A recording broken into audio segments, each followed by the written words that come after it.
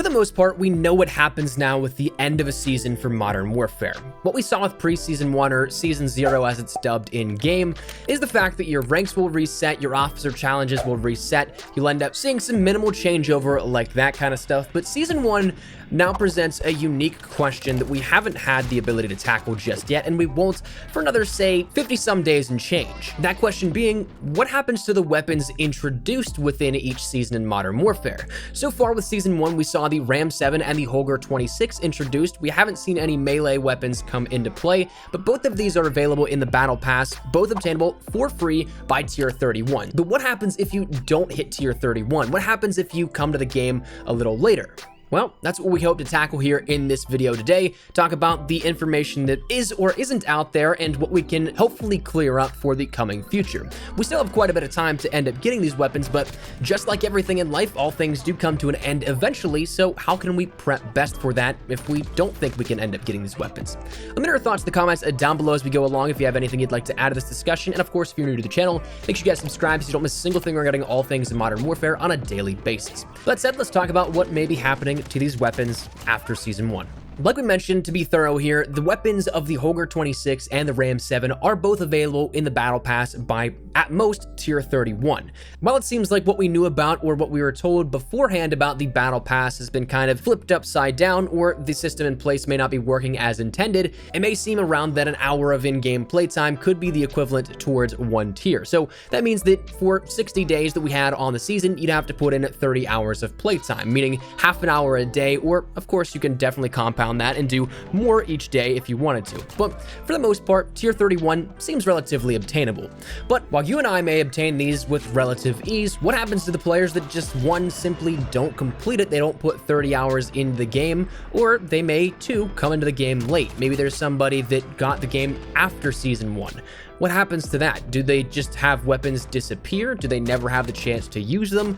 What's the case? Now, to my knowledge, I don't think this has been really talked about all that much. I don't know if I've seen it reported elsewhere, but having talked with some of the developers at the Infinity Ward studio earlier before Season 1 kicked off for our capture event, I talked a little bit with some of the developers about this very question. What would happen here with it? And they, at that time, were still looking for answers, so nothing is solidified, but they seem pretty sure that it would end up going into a challenge system after said season of whatever you were in for what those weapons were introduced. So theoretically, in Season 2, the Ram 7 and the Holger 26 could end up becoming weapons you unlock via challenge. Whatever is introduced in Season 2, you could do that for Season 3, and so on and so forth as time progresses and as we go forth even further into the year of support. Now, a challenge system, of course, up front sounds pretty good. It's not something that right now it seems like you'll have to buy, which of course is always nice. Organic unlocks are definitely the way to go, and of course the preferred methodology if you were to ask me. But how exactly would it work? How would you make a challenge out of this? Personally, I end up seeing this going two ways. Now we're jumping over into more so speculation. We don't really have anything to base it off of, but if they were to continue this challenge system, like we've seen plenty of stuff already introduced via challenges, mission challenges being a decent example of that, how exactly could this work? Well, firstly, I do think that it could come back to a mission challenge. What we see within Modern Warfare is a ton of challenges in the mission challenge system for weapon skins, and of course now operator uniforms as well. Now what we see with these come down to specific gauntlets of challenges essentially, where it's anywhere from 4, 5, 6, 7, 8 challenges in a row that you have to complete with XP along the way for each challenge completed, but once you do, you get that weapon blueprint, you get that operator uniform, whatever it may be, at the end of the tunnel. I definitely think that this could be a way to introduce this, given that a weapon of some sort of value is at its base a weapon that players would want. It's something that players could work towards, and of course would keep them engaged with the game if they have to go on a 6 or 7 or 8 challenge spree to complete that. Between Season 0 and Season 1, it's not really very well distinguished where the challenges end from Season 0 to Season 1, but perhaps when Season 2 rolls around, that is the first challenges of Season 2 that we see placed in those mission challenges. They're the top 2 of those new ones, and then that sort of differentiates Season 1 from Season 2, and maybe that's how it ends up unlocking. Real quickly before we continue, this video is brought to you in 4K in part by my good friends at Elgato Gaming, who recently sent me over their brand new 4K 60 Pro Mark II to help further push the boundaries of the content we make here up on the channel and the quality in which we can record them at. The Mark II compounds on the already awesome 4K 60 capture ability by adding in support for HDR10 imaging capture, as well as multi-device support, so that if you're, say, a streamer and you want to stream but also want to record some awesome gameplay, you can do both. Huge thanks to them for the capture card. If you guys are interested in checking it out for yourself or any of the other suite of devices they have, click the link in the description below. One thing that I also think could happen, that if it's not a mission challenge, it could simply just be its own weapon unlock challenge. And that's not the craziest thing to see, where if you were to say scroll over and you see a locked icon in your creator class, you couldn't choose that even though you were past your enlisted ranks and well into, say, 56 to 155. Perhaps it's just locked where you have to simply do a challenge unrelated to mission challenges, unrelated to anything. It was just one simple challenge you had to do. Like, say, the Ram 7, you had to get 500 kills with rifles. That's something that would take a little bit of time, sure, and the average player might take maybe a day or two to unlock, but it would be something that's relatively straightforward and doesn't require too much, and is a simple offering, but with a little hurdle between you and that weapon if you are a newer player. The nice part is that this isn't too far out of the ordinary of something we may end up seeing, because it actually happened with Infinite Warfare. If you guys remember back, Infinite Warfare, before Modern Warfare, I think had the most fair microtransaction system of recent years, outside of, say, collections with World War II and Modern Warfare Remastered. If we're simply just talking about weapons being in supply drops, I think that Infinite Warfare probably had the best system out of that, because players ended up having the option, if they had the season pass, which was a $50 additional fee on top of the base entry to the game, that gave you not only all of the maps throughout the content year, but also it gave you instant access to all of the base DLC weapons. Now, there still were weapon variants in supply drops that could make the weapon better, worse in some situations, depending on which variant you got, but the base weapon was able to be used immediately by those that had the season pass. If you didn't have the season pass, which it was okay if you didn't, maybe you didn't want the DLC, maybe you didn't want your lobbies being muddied down as the year went along, that's totally fine.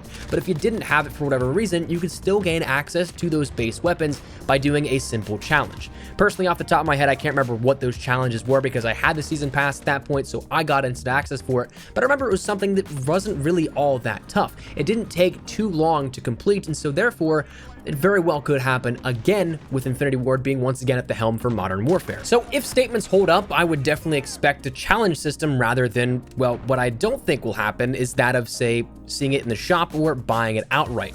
What we see with the shop this year is seemingly all cosmetic content. Now, what that happens in the future is still a mystery. Right now, we know it's cosmetic. That could change, but I'm gonna hope and stay optimistic here while I still can at least, and say that it will stay that way. I don't know if it will, but that's just my hope. Now, if it is the case, though, I don't see this happening in the shop. I don't see it being something you can buy outright because there is so much stress on customization and cosmetics in those shop bundles. I don't see them adding something functional that would be something that could actually change the gameplay experience when everything else is something that is just simply cosmetic. And also, one big thing is that there's such an emphasis on free content this year.